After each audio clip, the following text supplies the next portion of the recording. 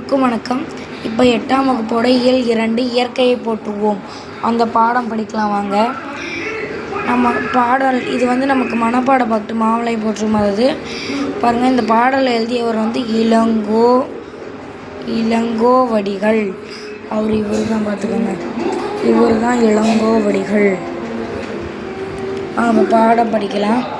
திங்களை போற்றுதும் கொங்கு அலர்தரச் சென்னி குளிர் வெண்கலை போன்று அங்கன் உலகு அளித்தலான்.